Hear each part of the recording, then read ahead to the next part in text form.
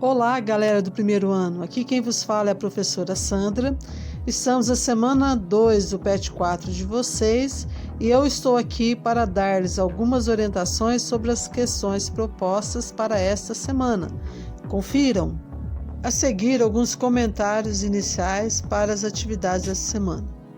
Em nossa última aula, falamos sobre as diferentes formas de comunicar. Vimos que a comunicação no meio virtual pode acontecer de forma assíncrona, ou seja, em tempos diferentes, ou síncrona, ao mesmo tempo. Vimos também que uma imagem pode dizer mais do que algumas palavras e pode até expressar sentimentos e emoções. Sabemos que a língua evolui e acompanha as necessidades dos falantes, sua cultura, seu meio social e características. As variações linguísticas constituem a diversidade social e cultural de uma comunidade.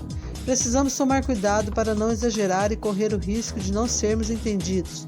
Uma boa comunicação precisa ser clara.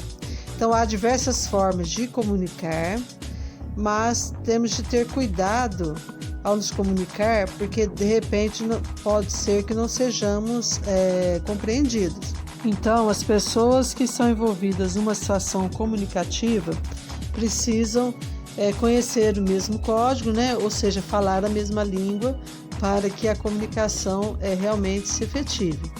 Caso contrário, a comunicação realizada não surtirá os efeitos desejados. Vejamos agora uma tirinha.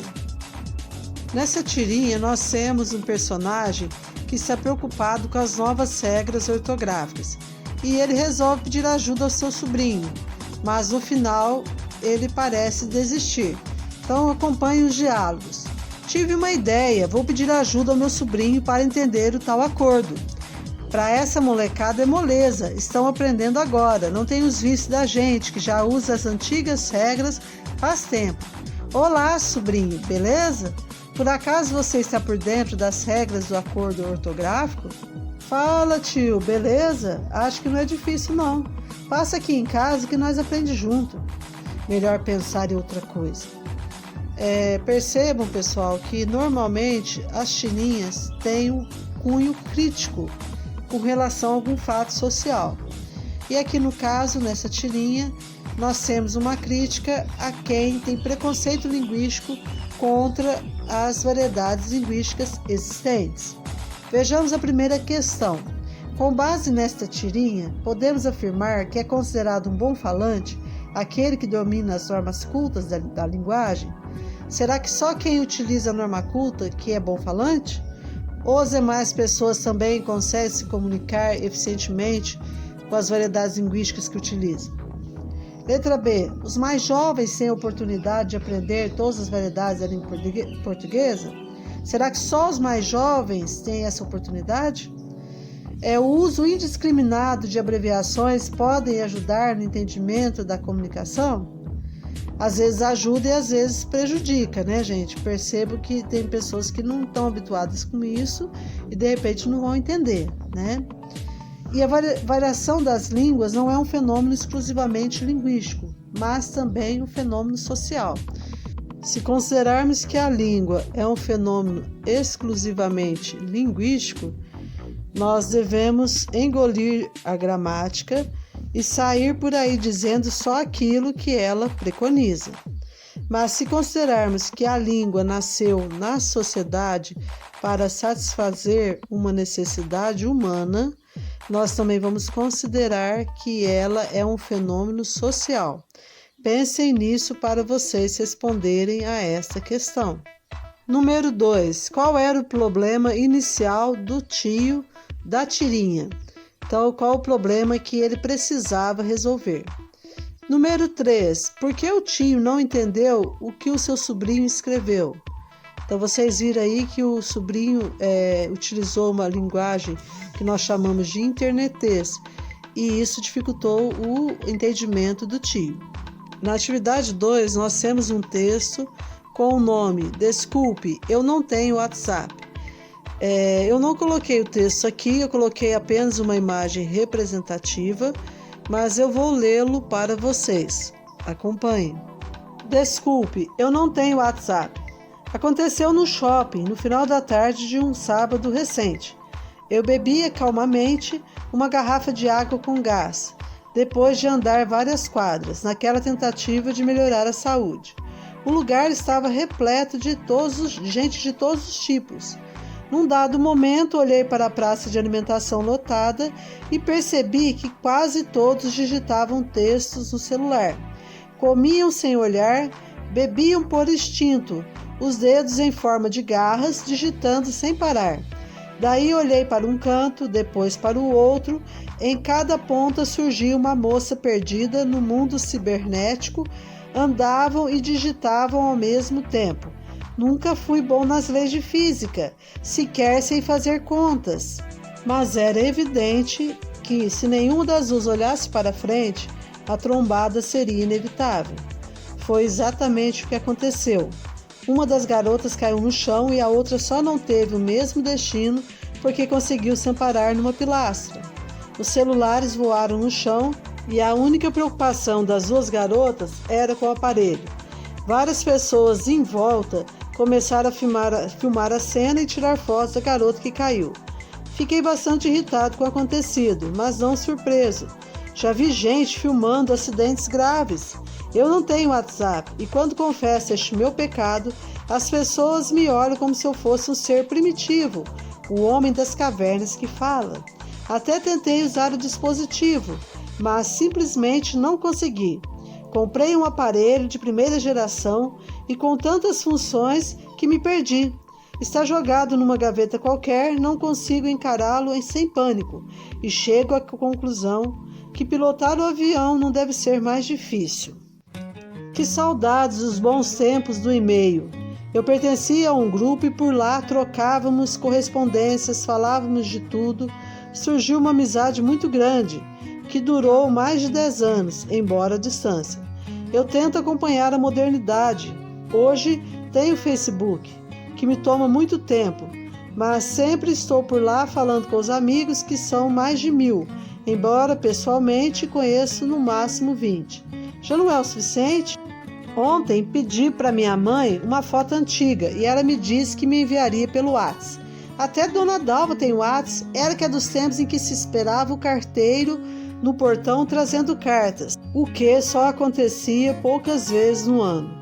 O que mais me surpreende nessa moçada do celular é a rapidez e eficiência com que digitam suas mensagens. Fico impressionadíssimo. Eu digito bem e rápido, sem olhar para o teclado, mas fiz curso nas antigas máquinas de escrever, daí a habilidade. Mas esses jovens nem sabem o que foi o sistema QWERTY e ainda assim digitam sem parar. Embora com medo de perder o encanto com coisas naturais, o dia de ar puro, a noite de lua, estrelas que cintilam, não pretendo desistir. Vou comprar um celular mais acanhado, daqueles que a gente fala, recebe mensagens e que tem WhatsApp. Só isso. E então vou sair digitando feito maluco o dia todo, a noite inteira, até aprender. Me aguardem! Nesse texto, então, vocês percebem aí a dificuldade do personagem em se adaptar às novas tecnologias. A seguir, temos as seguintes questões. Este texto pode ser classificado como uma fábula, uma lenda, uma crônica ou um romance. Só para relembrar, todos esses gêneros textuais citados na questão 1 são do tipo narrativo, ou seja, todos eles contam uma história. O romance apresenta uma história longa, com personagens, enredo, tempo, espaço, etc. Geralmente ele é apresentado num livro, que é dividido em capítulos. Bom, a fábula é um texto que sempre mostra no final um ensinamento, uma moral. E os personagens são animais, mas com características de comportamento e socialização semelhante à dos seres humanos. Já a lenda é uma história fictícia a respeito de personagens ou lugares reais. Sendo assim, a realidade dos fatos e a fantasia estão diretamente ligadas. A lenda é sustentada por meio da oralidade, torna-se conhecida e só depois é registrada através da escrita. O autor, portanto, é o tempo, o povo e a cultura. Normalmente fala de personagens conhecidas, santas ou revolucionárias. Por fim, temos a crônica, que por vezes é confundida com um conto. A diferença básica entre os dois é que a crônica narra fatos do dia a dia, relata o cotidiano das pessoas, situações que presenciamos e já até prevemos o desenrolar dos fatos. A crônica também se utiliza da ironia e às vezes até do sarcasmo. Não necessariamente precisa se passar em um intervalo de tempo. Quando o tempo é utilizado, é um tempo curto, de minutos ou horas normalmente. Então, dadas essas informações, acho que vocês têm condições de responder essa questão. Número 2. A crônica se caracteriza por ser um gênero narrativo marcado pela brevidade, narra fatos históricos em ordem cronológica e acontecimentos cotidianos. Letra B. Informativo com o objetivo de informar o leitor. Letra C. Poético com estrofes e versos. Letra D. Narrativo, onde os personagens geralmente são animais que possuem características humanas. Então, pelo que eu já falei sobre a crônica anteriormente, vocês terão condições de respondê-la facilmente. Número 3. Qual a crítica que o autor faz para as pessoas que estão no shopping? Percebo que por meio do personagem ele mostra o seu posicionamento com relação ao uso exagerado do celular. Número 4. Em qual momento do texto o autor se surpreende com o uso do WhatsApp? É mais uma questão que, se vocês voltarem ao texto, vocês terão condições de responder. Número 5. Qual era o medo do autor? Então vocês viram no final que ele coloca, que ele tinha alguns receios, ao utilizar o celular.